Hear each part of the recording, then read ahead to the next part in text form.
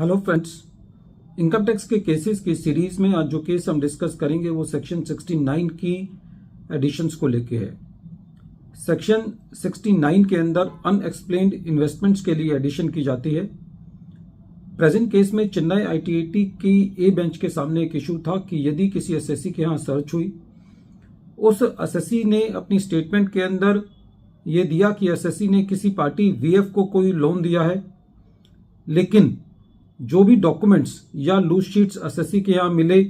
या किसी और एसएससी के यहां मिले, वहां पर उससे ये बात कहीं पे भी निकल के नहीं आई या कैश की मूवमेंट के बारे में कोई कंक्लूसिव एविडेंस नहीं मिला। और बाद में यदि एसएससी उस स्टेटमेंट को डिनाई करता है तो क्या ऐसे केस में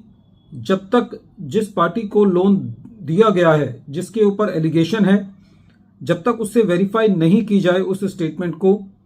या उस लोन की ट्रांजैक्शन को, तो क्या ऐसे केसेस में वो एडिशन जस्टिफाइड है? यही issue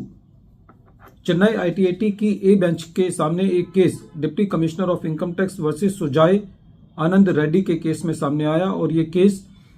127 ITR tribunal short notes 22 पर रिपोर्ट हुआ।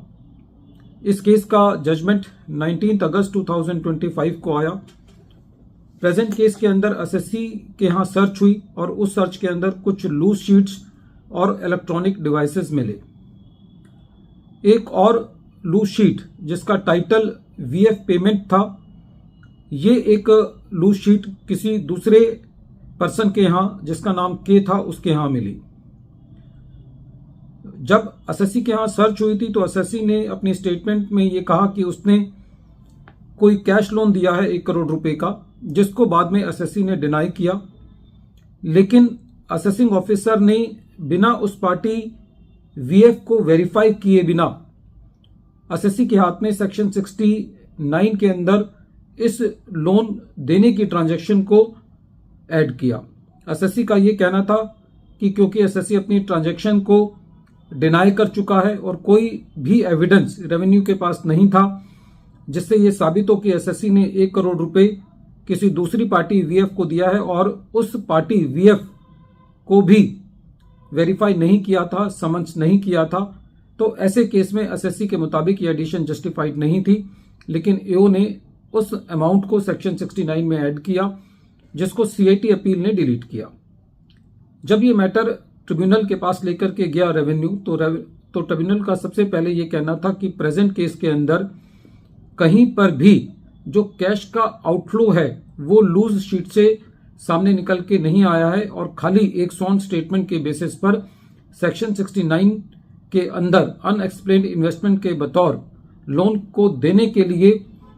एडिशन नहीं किया जा सकता। ट्रिब्यूनल का यह कहना था कि प्रेजेंट केस के अंदर कोई भी ऐसा एविडेंस, क्लिंचिंग एविडेंस नहीं मिला है जिससे यह पता चला हो कि एसएससी ने 1 करोड़ रुपए का कैश लोन वीएफ को दिया है। प्रेजेंट केस में जो भी एविडेंस रेवेन्यू के पास है वो अनवेरिफाइड है और वो कंट्राडिक्टरी एविडेंस है।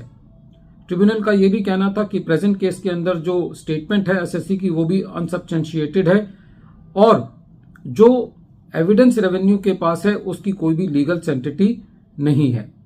ट्रिब्यूनल का यह भी कहना था कि प्रेजेंट केस में जो एविडेंस है उसको लेकर भी डाउट है कि क्या वो डिजिटल एविडेंस है या वो जो डॉक्यूमेंट है वो फिजिकल फॉर्म में मिला था। तो ऐसे केस में उस एविडेंस की जो ऑथेंटिसिटी है उसके ऊपर भी सीरियस डाउट है। अंत में ट्रिब्यूनल का यह कहना था कि कोई भी वेरिफिकेशन उस बोरोवर से नहीं की गई जिस पर यह एलिगेशन था कि एसएससी ने उस पार्टी को लोन दिया है। तो ऐसे केस में जब उस पार्टी को कोई भी समन्स नहीं किया गया तो सेक्शन 69 के अंदर जो एडिशन किया गया है वो जस्टिफाइड नहीं है। ट्रिब्यूनल का यह कहना था कि सेक्शन 69 की एडिशन करने के लिए ये असेसिंग ऑफिसर की जिम्मेवारी है कि वो कंक्लूसिवली एस्टेब्लिश करे कि एसएससी ने कोई इन्वेस्टमेंट की है। तो फ्रेंड्स, सारे केस के फैक्ट्स को देखते हुए ये चीज सामने निकल के आती है कि खाली एक स्टेटमेंट के आधार पर एडिशन नहीं किया जाना चाहिए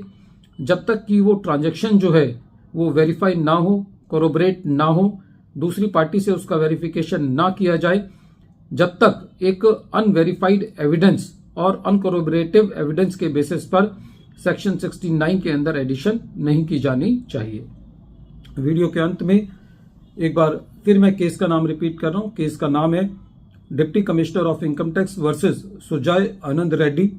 और ये case 127 ITR tribunal short notes 22 पर रिपोर्ट हुआ